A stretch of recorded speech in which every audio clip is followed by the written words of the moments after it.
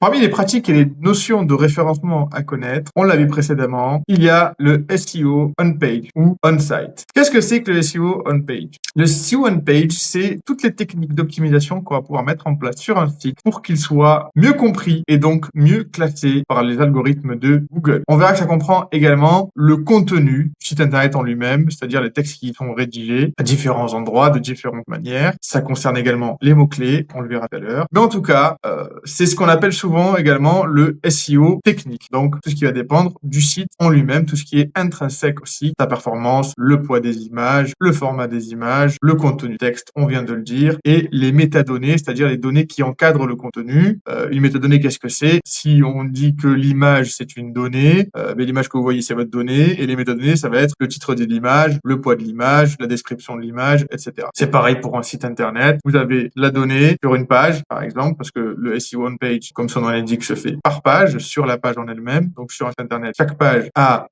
un travail de SEO on page qui doit être fait, d'optimisation sur la page, et donc contient des métadonnées, des données qui encadrent cette page-là. Sans plus attendre, on va prendre un exemple très concret sur ce qu'est le SEO on page et de quoi il est composé, quelles sont les bonnes pratiques en SEO on page, en prenant l'exemple de nouveau du site web de maître Aurélie Plantin. Donc ce que je vous conseille de faire, puisque ce sont des métadonnées, ce sont des données et des pratiques qui ne sont pas visibles à l'œil nu, entre guillemets, quand en tout cas quand un visiteur visite votre site internet, votre navigateur le voit, l'algorithme Google voit ces informations-là, ces optimisations techniques, mais pas l'utilisateur. Donc il faut télécharger une extension, il y a plusieurs extensions qui existent. Vous pouvez télécharger cette extension-là si vous voulez vérifier votre site internet par exemple, qui s'appelle Detailed SEO Extension, l'extension de SEO détaillé qui vient donner un certain nombre d'informations sur l'optimisation sur la page. On va commencer par le titre et la description. Donc ce qu'on appelle le title ou le métatitre, et la description, c'est la métadescription. Ces deux éléments-là, on voit ici à côté, donc la présentation de l'outil de l'extension, c'est de mettre les métadonnées et en face un petit tic pour dire est-ce que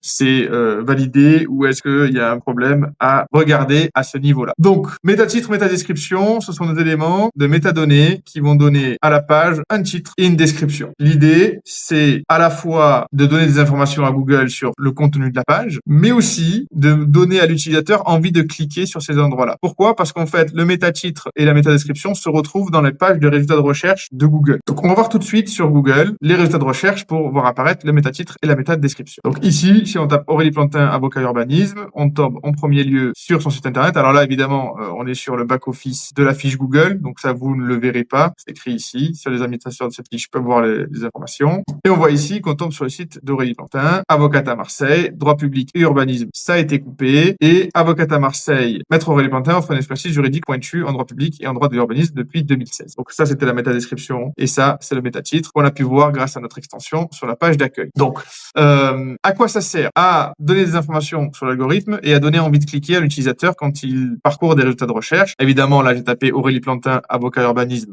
pour qu'on trouve tout de suite, mais l'idée, c'est qu'on soit trouvé par la requête avocat urbanisme Marseille. Donc là, on cherche pas forcément maître Aurélie Plantin, donc il y a d'autres sites, il y a d'autres confrères. L'idée, c'est d'avoir un titre qui donne envie de cliquer. Ça fait partie également des bonnes pratiques en référencement. Également, il y a un nombre de caractères défini. Alors, le nombre de caractères défini, l'idée, c'est de pas dépasser un certain nombre de caractères pour que le métatitre et la métadescription soient entières et qu'on ait l'information entière. Évidemment, il n'y a pas de règle générale, d'autant plus que Google se permet de modifier l'apparence des résultats de recherche. Donc, par exemple, ici, sur une autre recherche, on aurait le métatitre en entier. C'est d'ailleurs pour ça qu'on limite à ces 61 caractères, en général, entre 50 et 55, parce que Google a décidé d'afficher la photo, ce qui est très bien, puisque c'est un élément qui est de nature à rassurer et à donner envie de cliquer, donc c'est ce qu'on cherche. Mais ça a coupé droit urbanisme, par exemple. Par contre, la métadescription est entière. Également, sur mobile, la largeur et l'espace disponible pour afficher ce métatitre et cette métadescription va être plus réduite. Donc, il est possible également que Google, d'autant plus s'il met la photo,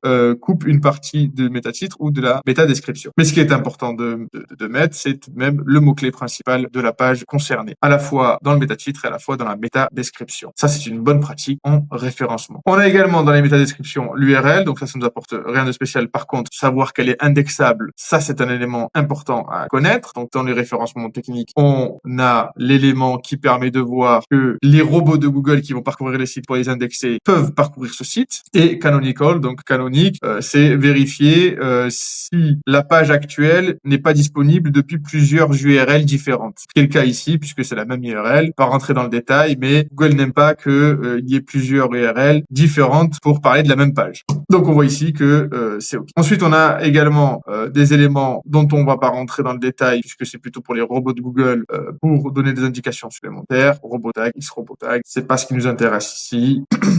Le nombre de mots qui est intéressant ici, 1135 mots sur la page. En général, il faut à peu près au minimum 500 ou 600 mots de contenu par page pour que Google considère ça comme une page qui soit pertinente. C'est-à-dire qu'on ait un minimum de contenu qui soit suffisant pour répondre à une requête. Parce que c'est ce que vient chercher Google.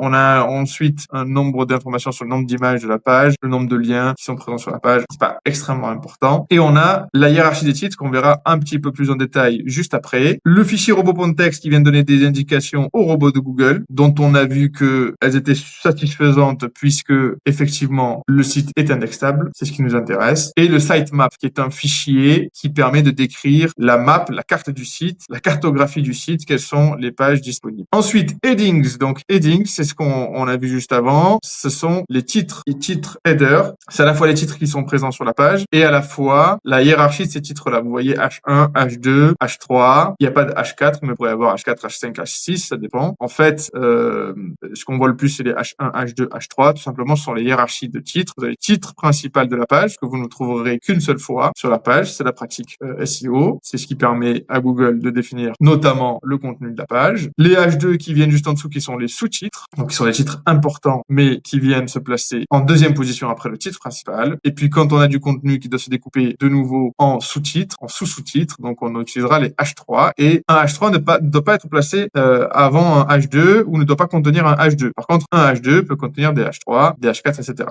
C'est ce qui fait partie de la hiérarchie des titres et de la structuration de la page qui fait que Google va mieux comprendre et donc va mieux référencer cette page-là. Et donc ici, c'est ce qu'on trouvait sur l'onglet précédent. On voit le nombre de H1 qui est utilisé, de H2, de H3. Donc si on voit sur un site H1 ici A2, c'est pas forcément très pertinent. On sait qu'il y a une erreur puisque ça va mettre ça va poser des difficultés au robot de Google qui va avoir deux titres principaux et qui va pas savoir trancher, ou alors des titres qui ne sont pas bien placés aux bons endroits. La hiérarchie n'est pas respectée. Ce sont tous des éléments qui vont rendre difficile l'indexation de la page et Google, un petit peu comme un système de bonus-malus avec des pondérations et des pratiques qui sont plus ou moins importantes que d'autres, eh bien, va venir mettre des mauvais points, pour le dire comme ça, aux pages qui ne respectent pas les critères. Il y a plus de 250 critères sur l'algorithme de Google pour savoir comment il classe les pages. Et plus les critères ne sont pas respectés, moins ils sont respectés, plus il y a de malus, moins il y a de chances d'être classé dans des positions intéressantes par rapport à des requêtes utilisateurs. On a également des informations sur les nombres de liens, s'ils sont internes, externes, le nombre total, s'ils sont uniques, s'ils ont utilisé plusieurs fois. Là, c'est pas vraiment très intéressant par rapport à la propos, mais ça peut être intéressant par rapport au maillage interne du site internet là, les pages qui se renvoient les unes vers les autres. Les images, très importantes. Donc, on a vu, il y avait 8 images. Là, without alt, ça veut dire sans texte alternatif et without title, ça va être sans titre. Alors là, à mon avis, c'est un petit bug puisque, en général, quand on a rempli le texte alternatif, on remplit absolument le titre. Mais ce qu'il faut comprendre ici, ce qui est le plus important en termes de référencement, ça va être le texte alternatif. C'est-à-dire chaque image, comme on l'a vu tout à l'heure, l'image c'est la donnée, il faut que les champs alternatifs soient remplis pour les principes d'accessibilité pour les personnes malvoyantes. Donc si une page ne peut pas s'afficher parce qu'il y a un bug, c'est ce texte alternatif-là qui doit apparaître pour qu'on comprenne que représente cette image-là. Donc par exemple, le texte alternatif de cette image devrait être tribunal de Marseille, par exemple. Mais également, pour une version accessible, si on utilise un navigateur qui met en avant l'accessibilité et qui permet une fonctionnalité d'accessibilité pour les malvoyants, on pourrait mettre justement ce texte alternatif-là qui serait, s'il est rempli, qui serait affiché. C'est un problème de référencement s'il n'est pas affiché. Et en plus de ça, ça permet de placer des mots-clés qui permet de mieux classer la page en question. Le schéma. Alors, le schéma, c'est tout ce qu'on voit ici. On va pas rentrer dans le détail exact de tout ce que contient le schéma, mais c'est un certain nombre d'informations, d'étiquettes. C'est une espèce de formulaire qui est rempli, si vous voulez, qui vient donner des informations sur qui est le détenteur du site, quel est le thème du site, qui va permettre à Google de comprendre plus en détail qui est derrière le site et de quoi il s'agit sur ce site-là. Vous avez également les balises hreflang, qui est en fait un attribut, une balise, qui va permettre, si le site utilise plusieurs langues, de déterminer, en fonction de où est-ce que je me situe, d'où est-ce que je me connecte, si le site doit être présenté en anglais, en français, en russe, etc. Alors, le volet social. Le volet social, il va concerner principalement l'Open Graph de Facebook et la Twitter Card qui est maintenant la X Card puisque Twitter est devenu X. L'Open Graph et la Twitter Card ou la X Card, en fait, ce sont des informations qui sont données, qui sont des métadonnées qui vont permettre, quand vous partagez le lien de cette page-là, donc si on partage le lien de panthéonavocat.com sur WhatsApp par exemple ou sur un autre support qui permet cette fonctionnalité-là, eh bien, on va afficher ces informations-là qui sont la localité sur laquelle on se situe pour ce site-là. Donc là, on est sur le territoire français. Le type de site. Donc, est-ce que c'est un site? Est-ce que c'est un blog? Est-ce que c'est autre chose? Il y a différentes natures. Et on retrouve notre métatitre et notre métadescription, l'URL, le nom du site, une image qui va venir représenter la page qu'on partage avec des dimensions, etc. Donc, en fait, tout ça pour donner un maximum d'informations et les liens, vous allez voir, et vous le voyez déjà quand on partage des liens sur WhatsApp, quand ces éléments-là sont configurés, ils sont bien configurés, vous avez quelque chose de professionnel qui s'affiche avec une image, avec un titre, une description, un URL, et tout de suite, on a les informations sur les éléments qu'on va cliquer. C'est de nature à rassurer. Et étant donné que c'est de nature à rassurer les utilisateurs et augmenter également le taux de clic, eh bien à ce moment-là, Google favorise ce type de site et c'est une bonne pratique à avoir pour augmenter et optimiser son référencement. Par la suite, donc cet outil, cette extension nous donne une liste d'outils à regarder sur différents plans par rapport au référencement. Nous, ce qui nous intéresse ici, ce sont deux sites en particulier, c'est PageSpeed Insight et Rich Data Testing. Rich Data Testing, en fait, quand Google affiche des résultats de recherche, il se permet de les modifier en fonction du contexte, de l'utilisateur, de la plateforme, de son historique, etc. Donc, on peut avoir des résultats de recherche différents. Donc, par exemple, ici, on avait un résultat de recherche qui ressemblait à ça. C'est le minimum plus la photo. Le minimum, il est ici. Ça serait le minimum. Et le minimum plus la photo, c'est cela. Donc, ça, c'est un résultat enrichi. Notamment, les résultats enrichis, d'ailleurs, ils sont donnés grâce au schéma qu'on a vu tout à l'heure. Si on va sur schéma ici, ces informations-là permettent à Google, s'il le souhaite, de présenter les résultats de recherche différemment et donc d'augmenter le taux de clic et le nombre de clics sur le nombre de clics sur l'URL. Si je tape Aurélie Plantin, donc la recherche change, les résultats de recherche changent également. Vous voyez, là, on est sur des résultats enrichis. On a le titre, on a le métatitre qui est déjà différent de celui qu'on a inscrit. Là, on est plutôt sur le début de description de la page. On a deux résultats différents ici qui vont mener vers la fiche Google My Business. On a d'autres pages, expertise, droit de l'urbanisme. Et là, on voit effectivement des extraits de métatitres et de métadescription de ces différentes pages. Donc ça, c'est une manière pour Google de varier la présentation de l'information et essayer d'augmenter un maximum les taux de clic. Donc si on va sur ces outils-là, en fait, c'est des outils que Google met à disposition des développeurs, mais qui sont publics en réalité, et qui permettent de tester pour les téléphones notamment, savoir si le site a été bien paramétré et compatible avec ces résultats enrichis. Si ça ne l'est pas, c'est pas dramatique puisque les résultats vont être quand même indexés et auront une visibilité définie en fonction de certains éléments et de certains critères de Google. Mais si les résultats enrichis sont validés et qu'on voit des éléments qui sont validés sur tous les plans, eh bien à ce moment-là, c'est un plus non négligeable à la fois pour le référencement du point de vue de Google et à la fois pour l'utilisateur qui va pouvoir voir des résultats qui sont enrichis et plus agréables et surtout plus pertinents pour lui. Et donc tout le monde est gagnant. Deuxième outil qui va nous intéresser pour le SEO on-page, ça va être PageSpeed Insight, qui va être l'outil mis à disposition pour les développeurs, mais qui est également public et que vous pouvez utiliser vous-même pour tester votre site, pour donner un score global de performance qui va prendre plusieurs critères, mais qui est surtout axé sur la performance et sur les techniques, les bonnes pratiques de codage, et qui va venir mettre en exergue les éléments qu'il faudrait corriger en termes techniques. Alors attention, les données de ces tests-là sont déjà des données théoriques et pas expérimentaux et pas pratiques, c'est-à-dire qu'on n'a pas forcément en fonction des sites les résultats des utilisateurs effectifs qui sont connectés à votre site. C'est un laboratoire qui contient un serveur et qui va venir simuler une connexion avec en général un navigateur Chrome, une connexion 4G balbutiante, mais on va dire plutôt moyenne et avec une certaine largeur d'écran, etc., qui va tester ça à la fois sur mobile et sur ordinateur et donner une notation de performance globale. Mais ce qui est intéressant surtout,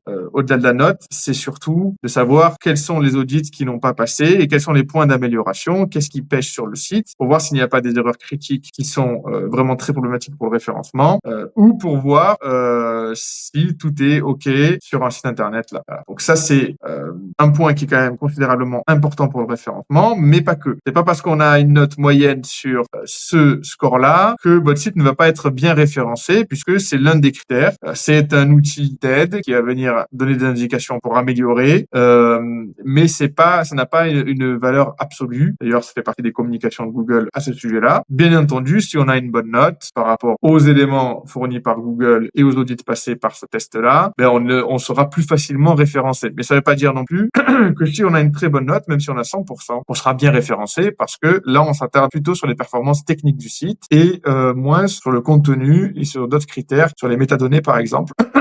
Qu'on vient voir. Là, on considère pas spécialement les métadonnées qui sont néanmoins très importantes comme le contenu et qui répondent à d'autres critères de Google. Donc, si on n'a pas fait ce travail-là et qu'on a une bonne note sur les performances, ça ne veut absolument rien dire. Ça ne veut pas forcément dire qu'on va être dans les premières positions de Google. Mais c'est toujours un bon outil et un bon indicateur pour savoir où on en est et améliorer, optimiser les performances du site. On va faire le test sur ce site internet. Donc, l'analyse dure quelques dizaines de secondes, parfois un peu plus, et nous donne un résultat sur desktop, donc mobile, sur desktop, donc ordinateur, et sur mobile, sachant que, évidemment, comme il y a plus de connexions en général sur mobile que sur ordinateur, on va privilégier, et Google aussi privilégie les performances sur mobile. Voilà, donc le score pour ce professionnel-là, donc là, tous ces scores-là, accessibilité, pratique, SEO, etc., on ne va pas les considérer spécialement, puisque en général, il n'est pas difficile d'avoir des bonnes notes ici sur ces audits de PageSpeed Insight. Néanmoins, quand on clique, on va voir le détail ici et il vous donne les éléments qui sont passés. Vous voyez, les données structurées sont valides. C'est le schéma dont on parlait tout à l'heure. Il y a un certain nombre d'audits qui sont très techniques. On va pas détailler vraiment ici, mais en tout cas, tous les audits ici sur l'accessibilité, les bonnes pratiques, le SEO ne sont pas très approfondis. C'est ça que je voulais dire sur ces performances-là. Ce qui nous intéresse, c'est vraiment la note de performance. D'ailleurs, celle qui est reprise en principal, c'est la note de performance ici. Quand on va dessus, il nous donne le détail sur la performance exacte de chargement du site. Encore une fois, on va pas venir détailler qu'est-ce que ça veut dire. On voit tout de suite quand c'est vert que c'est très bon. Alors, la notation globale, entre 0 et 49, c'est très mauvais. Il y a vraiment des choses à changer sur le site par rapport à ce que j'ai dit tout à l'heure. Évidemment, le contenu est important. Évidemment, il y a d'autres choses qui sont importantes. Mais vraiment, si on est entre 0 et 49 sur un site, c'est qu'il y a des choses qui vont pas et il y a une grosse marge de progression, des choses à corriger. Entre 50 et 89, on est dans la moyenne. Alors, en général, un site web qui va être au-delà de 60, 70, c'est pas trop mal. Globalement, il peut être très bien référencé en ayant 60, 70. Évidemment, plus on se rapproche de 90, le 100%, c'est beaucoup plus rare. C'est vraiment très rare d'avoir un site à 100%. Mais en général, si on est autour de 80, c'est très très bien. Parce que ça veut dire que le site charge rapidement. Donc, on va voir un petit peu plus en détail ce que veulent dire les différents éléments constitutifs de ce test de performance. On a donc First Contentful Paint. Ça veut dire le temps de chargement, le temps d'affichage, en fait, c'est au bout de combien de temps le premier contenu va s'afficher. Là, il me dit 1 seconde 1. Il trouve que c'est très bien. Par opposition, le Largest Contentful Paint, c'est combien de temps met le dernier élément à charger. 2,8 secondes. Il considère que c'est moyen, mais il y a pire. 2,8 secondes, c'est plutôt pas mal. D'autant plus que on a un total blocking time de 0 millisecondes. C'est-à-dire que même si le dernier contenu ne s'est pas affiché, tout de suite, quand on se connecte sur le site, on peut tout de suite naviguer dessus. C'est ce qui est très important en expérience utilisateur. Et c'est ça, si on peut clarifier la règle que je donnais sur le temps de chargement et le nombre de personnes qui partent si un site met plus de 3 secondes à charger. En réalité, c'est si un site met plus de 3 secondes à charger et qu'on ne peut pas agir dessus pendant 3 secondes. C'est-à-dire que vraiment, on est bloqué pendant 3 secondes. Là, effectivement, on perd la moitié des gens. Mais si le site, on voit qu'il charge et qu'en plus, on peut commencer à l'utiliser et c'est interactif, à ce moment-là, la personne ne part pas, même si ça met un peu plus de 3 secondes à charger tous les éléments parce qu'il manque une photo ou ce genre de choses. Voilà, à ce moment-là, il n'y a pas de problème. C'est très pertinent. Donc ici, on voit que le temps de blocage est à 0 millisecondes. C'est excellent. Le Cumulative Layout Shift, ça va être l'effet d'éléments qui bougent quand on connecte au site. Quand tous les éléments se mettent en place, on voit des effets visuellement qui se déplacent. Google considère que ça doit être à 0. Donc effectivement, quand on a 0,128 millisecondes d'éléments qui se déplacent, il met un malus. Mais encore une fois, c'est pas parce qu'il met un malus que c'est mauvais. C'est parce qu'il dit que idéalement, ça doit être à 0. Ce qui est rarement le cas, ce qui peut être le cas, mais tous les éléments se tiennent ici, si vous voulez. Donc, on peut améliorer un point et d'ailleurs, c'est en améliorant ce point-là qu'on va rajouter du temps de blocage, par exemple. Donc, en touchant un paramètre, on peut peut, en essayant d'améliorer un paramètre, on peut en affecter un autre et du coup, ça se fait au détriment d'un autre et on a une note globale qui baisse. Et on a enfin le speed index, c'est tout un élément c'est un item qui considère plusieurs éléments sur le temps de chargement de la page. Voilà, c'est un index de rapidité que Google a défini sur différents paramètres. Et là, on voit les éléments constitutifs de ce test-là. Et ensuite, derrière, on a le détail sur la performance. Quel est les éléments à améliorer. Voilà. Donc, je vous laisserai regarder ça si vous voulez regarder ça, mais honnêtement, c'est pas très intéressant. Ce qu'il faut retenir, c'est essayer d'avoir la meilleure note ici, tout en sachant que ce qui est important pour le référencement, vraiment, ça va être l'équilibre entre la performance du site, le contenu, l'esthétique, l'expérience utilisateur. Il faut que tout ça se tienne et on peut pas avoir 100% partout. Donc, le référencement, c'est vraiment un équilibre à tenir entre tous ces éléments-là. Et effectivement, ça, c'est un outil qui est important pour donner une idée, pour améliorer, etc. Mais là, quand on a un site à 91, difficile d'améliorer plus. Même si Google nous dit qu'il y a des éléments encore à améliorer, c'est de l'idéalisme, c'est pas du réalisme. Si on essaie d'aller à 100% ici, on va forcément mettre à mal l'expérience utilisateur qui sera moins esthétique, qui sera moins fluide, qui va contenir des bugs, qui va modifier visuellement le site de façon à ce que on ne puisse pas naviguer confortablement ou on perde de l'information. C'est pas du tout à faire. Ça reste un bon indicateur. Sur ordinateur, on a les mêmes résultats. C'est la même chose qui est visée, sauf qu'il est beaucoup plus facile d'obtenir une bonne note sur ordinateur. Mais ce qui compte vraiment, c'est le mobile. Donc vraiment, concentrons-nous sur les performances sur le mobile quand on fait un site internet, notamment sur la partie optimisation pour le référencement. Un autre point important dans le SEO on page, et on va rester sur le site d'Aurélie Plantin, avocat, pour en parler, c'est la partie blog. Rapidement, on va l'évoquer puisqu'on a une section dédiée sur les mots-clés et le contenu également plus tard. Mais avoir un blog sur un site web, ça permet également d'augmenter son référencement, de l'améliorer pour plusieurs raisons qu'on a évoquées précédemment. Ça va être à la fois de se montrer comme expert sur les domaines de compétences que l'on possède, de répondre à des questions de fond qui vont répondre à des problématiques, à des questions de vos utilisateurs qui vont les intéresser, qui vont les engager encore plus, et également qui vont vous permettre de placer des mots-clés intéressants et de vous positionner sur de différents mots-clés ou plus en profondeur et optimiser certains mots-clés qui sont déjà établis pour votre site internet. Donc en cela, le blog, c'est vraiment quelque chose de très important et ça nécessite en général peu d'efforts et c'est peu coûteux par rapport à d'autres stratégies de référencement, comme par exemple le référencement off-page dont on parlera tout à l'heure, puisque vous pouvez vous-même chercher des mots-clés, vous-même rédiger des contenus, placer des mots-clés, répondre à des questions utilisateurs et à la fois se placer comme un expert sur ces sujets-là pour vos visiteurs et en même temps faire plaisir à l'algorithme de Google en lui donnant régulièrement du nouveau contenu avec des mots-clés bien placés pour vous positionner sur ces recherches-là. Les bénéfices d'avoir un SEO on-page bien construit, bien optimisé et un blog bien pensé et bien optimisé sont les suivants. Déjà, vous avez une amélioration de la visibilité puisque vous allez être mieux placé dans les résultats de recherche de Google. Google apprécie un site qui est bien construit, techniquement parlant, et qui a des métadonnées qui sont claires, un site qui est bien structuré, bien hiérarchisé, avec du contenu informatif, précis, des bons mots-clés et du contenu qui est rafraîchi régulièrement. Ça, Google apprécie énormément. C'est très bon pour le référencement. Également, ça augmente l'engagement des visiteurs. Quand on a un bon contenu, quand on a un blog, les personnes accèdent plus facilement déjà à votre site internet sur plus de requêtes et quand ils y sont, ils vont lire ces contenus-là. S'ils sont engageants, s'ils sont bien écrits et qui répondent à leurs questions, ils vont les lire. Donc, ils vont être engagés sur votre site internet, sur votre blog, qui est également un élément important à la fois pour vous, votre image de marque, votre notoriété, votre crédibilité, et à la fois pour l'algorithme de Google. Également, vu qu'ils sont engagés, ils vont passer plus de temps sur votre site et le temps passé par les utilisateurs, c'est également un critère très important que regarde Google pour classer un site. Enfin, vous avez une augmentation des conversions puisque par tous ces biais-là, vous avez à la fois réussi à attirer la confiance de Google et à la fois de vos utilisateurs et donc vous augmenterez le nombre de prospects et a fortiori le nombre de prospects qualifiés et de clients. Donc pour conclure, le SEO on page combiné à une stratégie de blogging, c'est vraiment un outil très puissant pour être bien placé dans la tête des utilisateurs et bien placé sur les résultats de recherche de Google. Dans la prochaine vidéo, on parlera justement des mots-clés. Cette vidéo vous a plu? Vous voulez aller plus loin? Si c'est le cas, je vous invite à prendre rendez-vous avec l'un de nos experts avec le lien juste en dessous de cette vidéo.